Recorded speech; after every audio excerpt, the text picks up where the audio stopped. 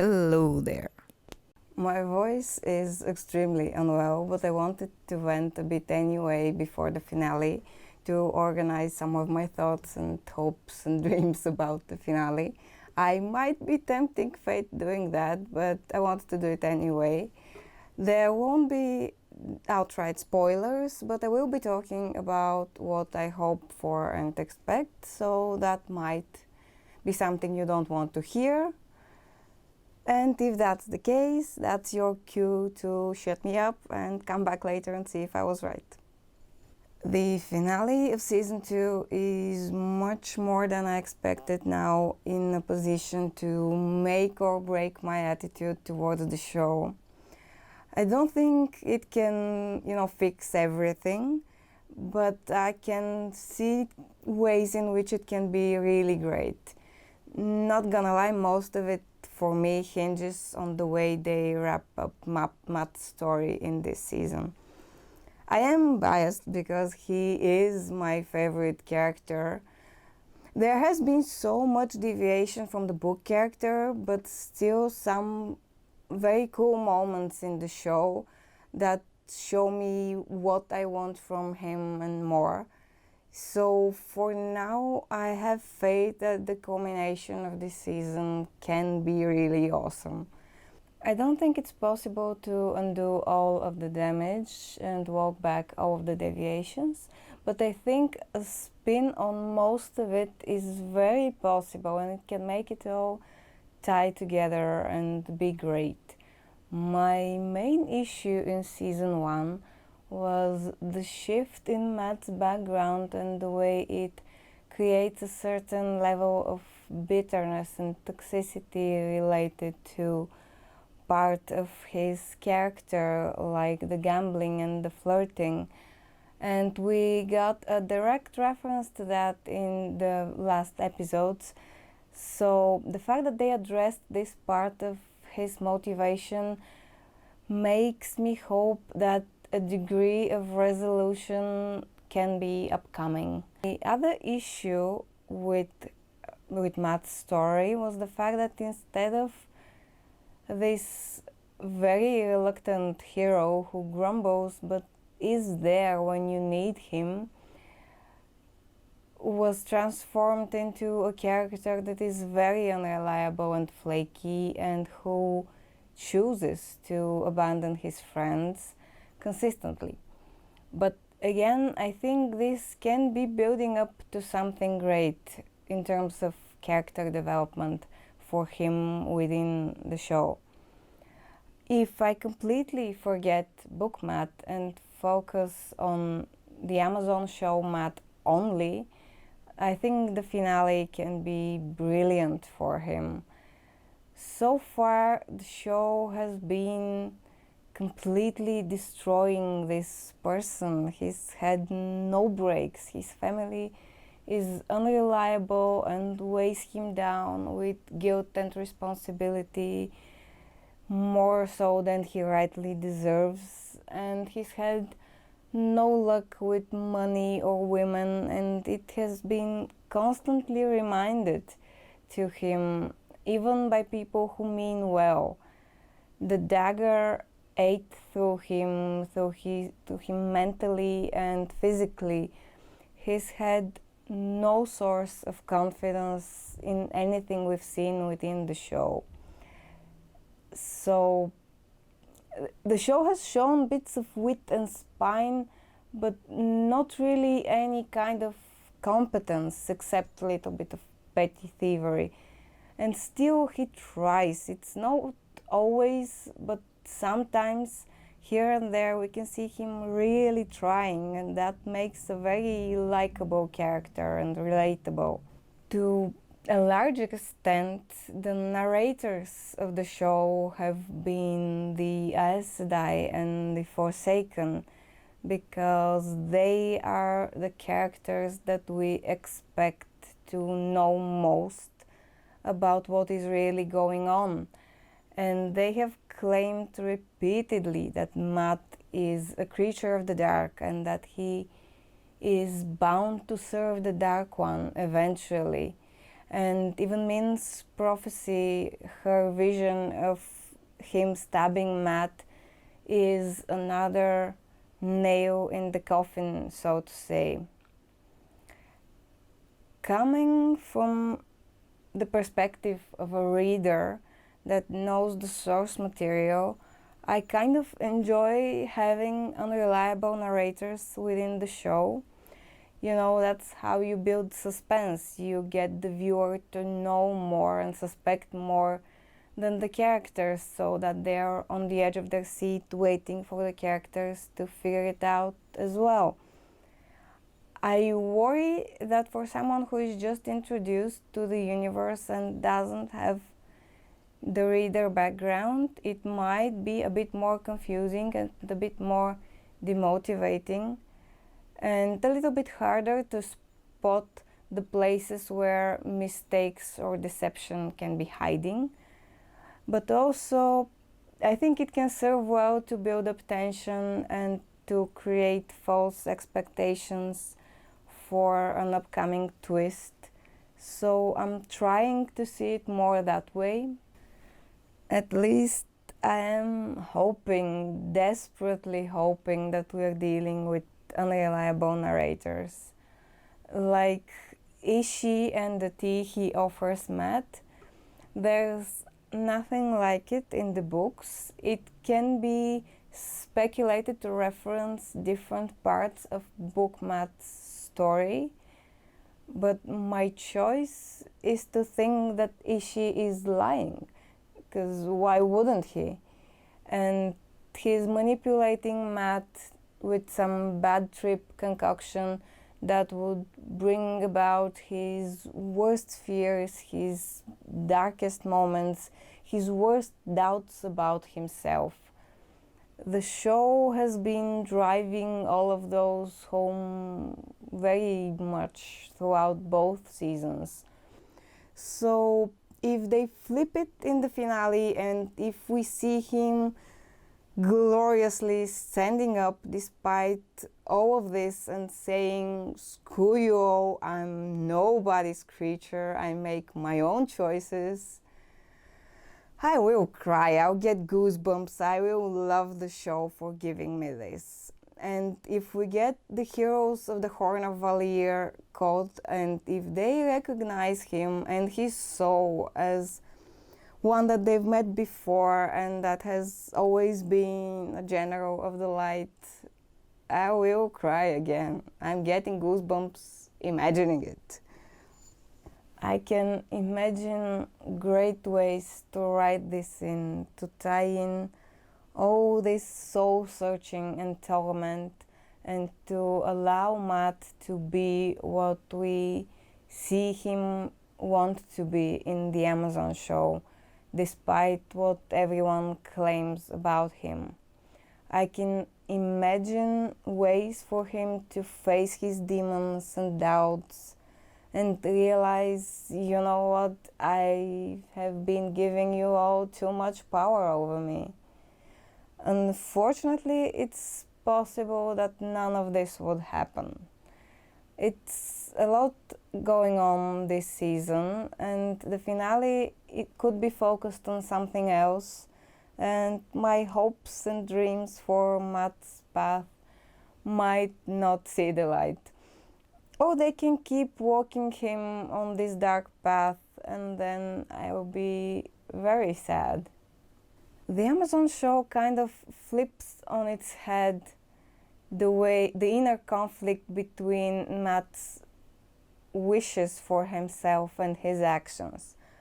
Book Matt usually would do the right thing, despite wishing he could be a little bit more free of expectation, despite wishing he could be not a hero. While in the Amazon show, we often see him doing the wrong thing and tormenting himself about it and wishing he was better. And both of those have their benefits, But I think the Amazon show can really make something great of this version that they're doing. I hope so. I really, really hope so. I can't wait for the finale and see how it goes. That's not to say I don't want to see the rest of the stories and the rest of their culminations for this season. The stories of Nynaeve, Elaine, and Egwene, for example, I think have had some great moments this season. I like the dynamics and the reluctance to accept each other's authority and superiority. And I love that we're seeing Elaine's diplomatic side. I think that's an aspect that the show can hope to achieve probably better than the books. Because frankly, parts of the books, the squabbling between those three is a bit much and it can be too unproductive. It's funny though, up to a point. So far I like how the show is doing this tension between different strong personalities forced by circumstances and friendship to cooperate with each other and accept each other's strengths and faults. The torment of training the Mane is brutal, sometimes in unexpected ways.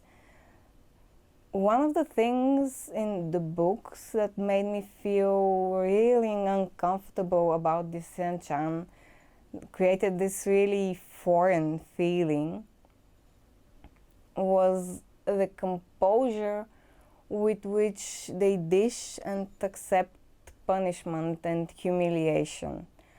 Like in the show, the way they dealt with Uno and the way they dealt with Surot after her return. There's a terrifying, almost soulless self-control and lack of empathy in acts like those, in scenes like those. In some scenes with the Suldam explaining to Egwene her new station in life, it has this exact aspect of being terrifying. This soulless, lacking humanity aspect, and I'm all for it.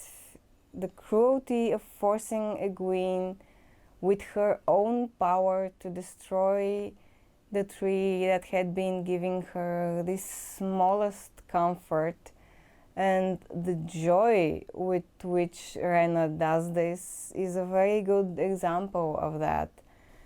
Rhaena throwing some kind of tantrums and physically hurting Egwene when we've also seen that she can cause excruciating pain without lifting a finger is a bit of an inconsistency for me, but I suppose it adds faults to Rhaena's character, and it provides a kind of variety that makes the repetition of things like pour the water stand out, and makes the process of training the Mane not looking like Madeline Madden screaming at the ceiling, however good she is at it. The moment the Suldam realize that they can be colored as well is something I really want to see. That's justice, that is. Surot's court is another aspect of the Seanchan representation that doesn't seem to quite click, to quite fit. It's extremely unlikable, forcing the giant Loial to serve them, to mock him, and be so dismissive when instead they could be amazed and appreciative at what he can do. It's a great scene in the sense that it makes me despise them and it feeds my intense dislike for them, but all that giggling feels out of place. And also we don't really see any consequences from the disgrace and the chastising that Surot face upon her return. Rand and Lanfear's part of the story was pretty good, I think, I feel. It's a believable story of connection and infatuation, and the manipulation is subtle, maybe even too subtle, to the point of making me think once or twice, doesn't this go against Lanfear's purposes?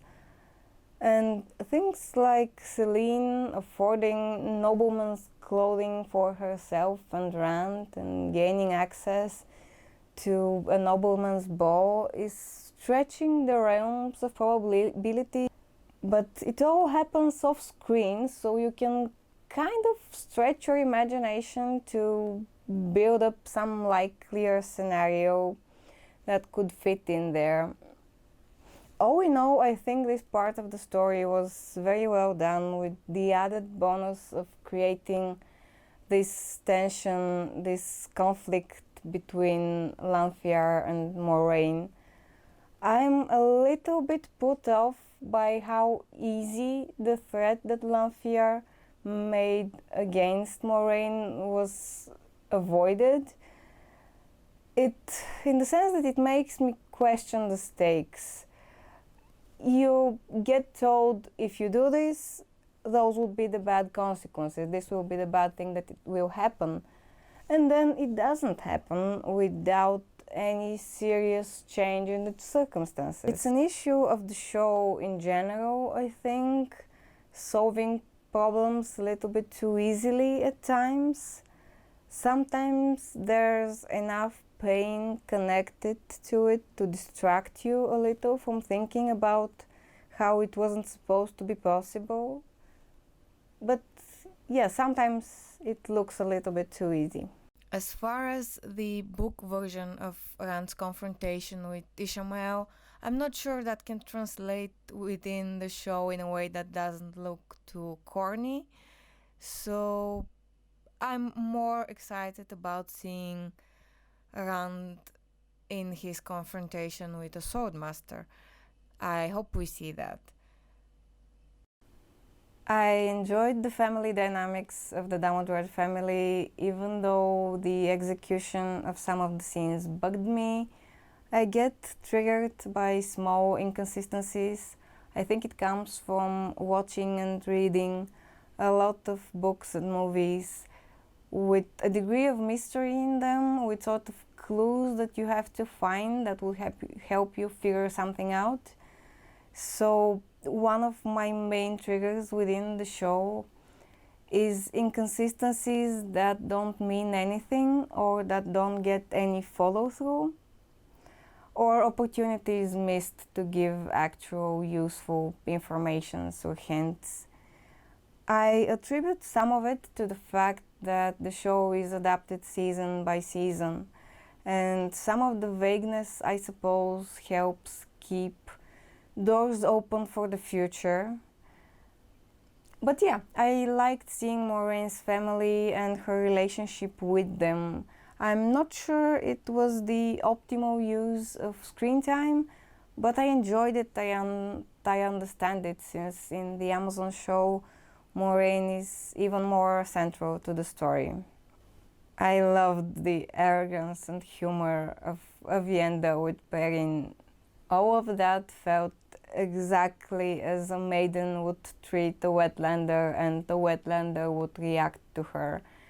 In the first season, one of the most epic scenes was the scene with Rand's mother, and together with this representation of the Aiel maidens, it brings me great hope that the Aiel will be mostly, if not completely, as I hope they would be. All in all, I think right now I'm a little bit too excited for the finale and a little bit too focused on and invested in the way Matt's story would be resolved. Despite the fact that there were things throughout the episodes that didn't make sense to me or felt off, I'm actually very optimistic right now. After the finale, maybe I'll come back with the full season review and address both the upsides and the downsides, but I'm hoping there will be even more to be delighted about. Let me know what your hopes and theories are, and I'll see you soon.